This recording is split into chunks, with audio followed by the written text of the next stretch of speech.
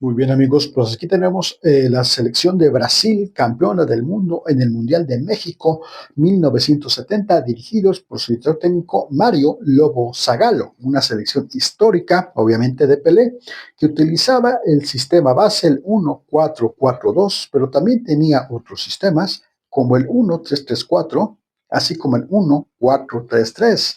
Son sistemas que generalmente ejemplificaba Lobo Zagallo. Vamos a explicarles cómo salía desde atrás, su zona de medio campo y la zona de finalización. Les traigo unas imágenes para que veamos cómo planteaba su ataque y también la fase defensiva, cómo defendía sobre todo a partir del medio campo. No hacían tanta presión alta, así que estén muy pendientes amigos. Recuerden que esta es zona 1, zona salida de nuestra área, esta es zona 2, nuestra zona de medio campo. Es zona 3, la zona de definición o ataque. El campo se divide en 5 zonas, pero para simplificarlo, lo diremos en 3, como os he dicho en los anteriores videos. Empezamos con la alineación.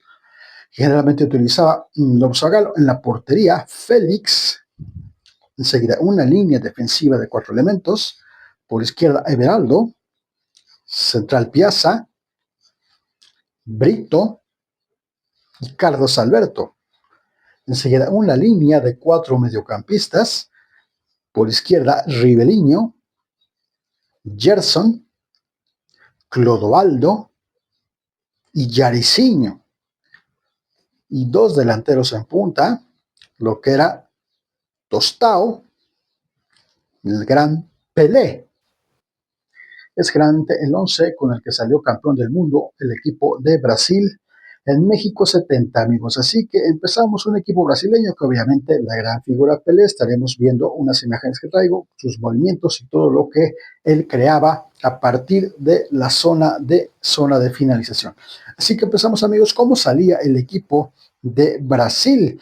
Prácticamente en la salida es algo muy interesante, como si tenían una salida de balón interesantísima, a pesar de que en ese entonces obviamente la pelota se le podía regresar prácticamente al portero. El portero se la daba al defensa y el defensa se la podía regresar y la podía agarrar con las manos y de ahí empezar el despeje. Pero independientemente de eso, le gustaba salir desde atrás el equipo brasileño.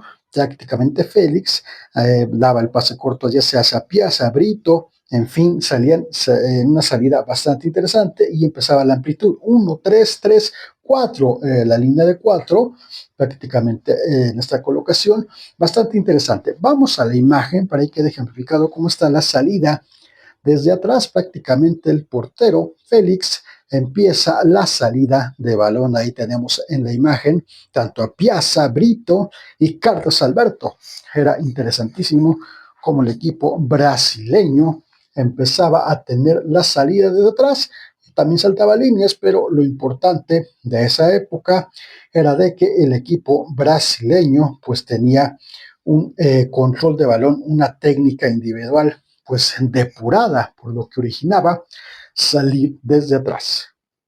Ahí lo tenemos, queridos amigos. Volvemos a la pizarra. Zona 1, ya casi llegando al medio campo, el equipo brasileño le gustaba tener la posesión de la pelota. Tenía jugadores con gran clase como Gerson, Clodoaldo, y Riveliño, un zurdo verdaderamente extraordinario, con una gran técnica, un disparo de media y larga distancia, pero también le gustaba salir controlando la pelota con pases con triangulaciones jugando en rombo. Algo interesante lo que hacía el equipo brasileño para siempre tener opciones a quien tocar. Se colocaban el equipo brasileño muy cerca unos de los otros para empezar las triangulaciones con pases. Vamos a la imagen para que quede ejemplificado cómo está esa jugada donde Riveliño prácticamente está jugando en rombo y el equipo brasileiro realmente lo hacía muy bien. El equipo de Mario Lobo Zagallo, cómo empezaba a tener esos toques, esa posesión, lo empezaba a hacer prácticamente muy bien. Ahí lo tenemos en la gráfica. Volvemos a la pizarra. Ya a partir del medio campo empezaba ya a tener amplitud por bandas. Por izquierda, Riveliño, Gerson se daban esa amplitud. Por derecha, Jericino, un jugador espectacular veloz o la incorporación también de Carlos Alberto. La amplitud le empezaba a generar a partir del medio campo hacia el frente con jugadores extraordinarios. Vamos a la imagen para que ejemplificado cómo está esa amplitud. En este caso, Gerson por izquierda y por derecha, Jairzinho y Pelé atrásito de ellos, a un costado, también esperando en determinado momento tener la pelota, porque Pelé los proyectaba de una manera espectacular. Volvemos a la pizarra. Desborde por bandas, tanto en determinado momento lo podía hacer Tostao, se cargaba también a la banda, un delantero con mucha rotación posicional.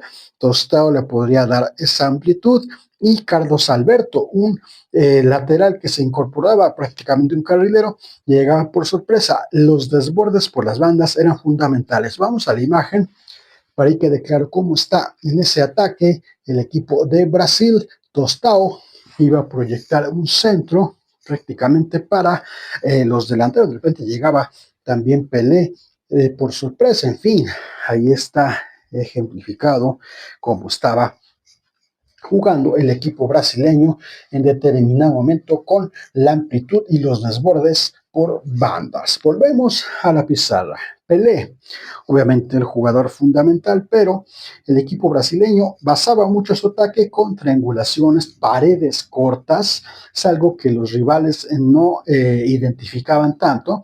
Daban pases rápidamente veloces, paredes cortas, daban el pase, se movía el que daba el emisor, se volvía nuevamente en receptor, hacían triangulaciones espectaculares. Pelé proyectando pases al espacio realmente para la llegada de Tostao. En fin, lo hacía muy bien Pelé con triangulaciones y paredes cortas. Vamos a la imagen para que quede ejemplificado cómo está en esa gráfica, cómo Pelé manda un pase prácticamente a ese espacio, que lo tengo ahí marcado, y proyectaba prácticamente a los delanteros que llegaban en determinado momento, paredes cortas, pases filtrados. Realmente extraordinario lo que hacía el equipo brasileiro.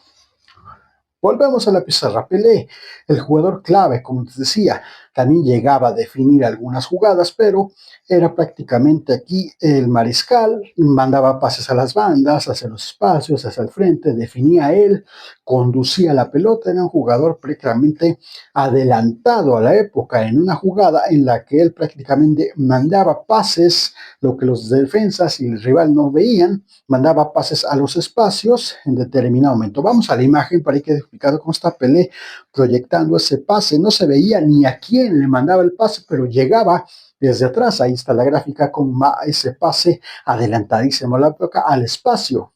Ahí lo tenemos.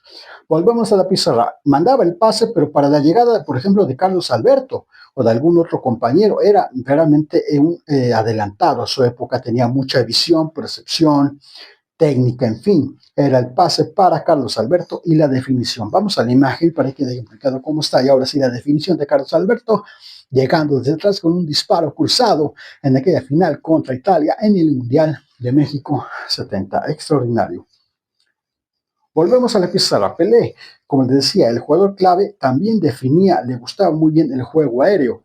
Tenía un muy buen juego aéreo, tenía un resorte, una potencia en las piernas para elevarse y ganar los cabezazos. Recordamos ese gol legendario contra Italia en la final del México 70. Vamos a la imagen para que quede claro cómo está el remate, prácticamente el anticipo, el resorte, impresionante. Pelé realmente lo hacía a la perfección este equipo brasileiro con verdaderas figuras, Ribeirinho, Gerson, Jairzinho, Tostao, Carlos Alberto, impresionante realmente ese equipo de Brasil, de México 70, con esa posición, con esa técnica de todos los jugadores prácticamente, era muy difícil quitar la pelota y les daban muchas patadas por lo mismo. Bueno, amigos, ya vimos cómo atacaba el equipo brasileño. Pasamos a la fase defensiva. Prácticamente no hacían presión alta. El pressing venía a partir del medio campo.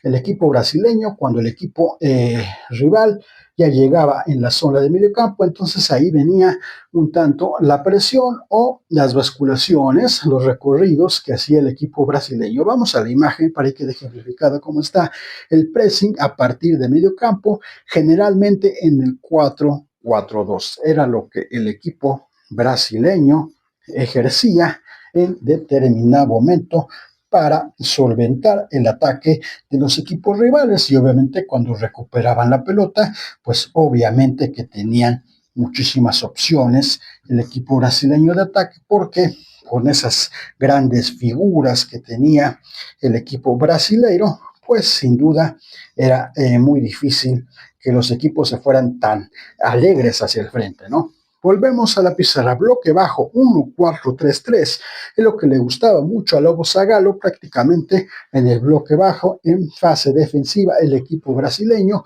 lo hacía a la perfección, bastante compacto el equipo de Brasil, cuando no tenía la pelota también sabía defender muy bien. Vamos a la imagen para que quede claro cómo está el bloque bajo, se alcanza a ver no todo el sistema, el bloque, por lo mismo que en aquella época, pues las cámaras estaban muy, no tan amplias, ¿no? Pero ahí lo que se puede llegar a apreciar es el bloque bajo 4-3-3 del equipo brasileño de Mario Lobo Zagallo. Y hablar de Lobo Zagallo, el único tetracampeón como director técnico ganó un título, uno como asistente y dos como jugador. Realmente interesante sus inicios en el Botafogo en 1966, después de la selección brasileña del 70, anduvo dirigiendo al Fluminense, el Flamengo, la selección de Kuwait del 76 al 78, Arabia Saudita, la selección del 1981 al 84 y los Emiratos Árabes del 89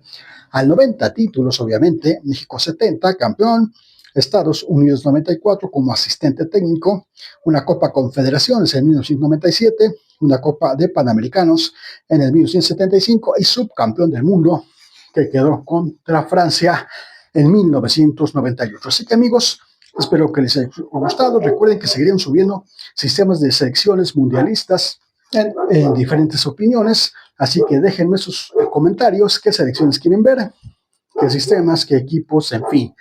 Les invito a que sigan nuestras redes sociales en Facebook, Instagram, YouTube y TikTok. Nos vemos, queridos amigos. Hasta la próxima.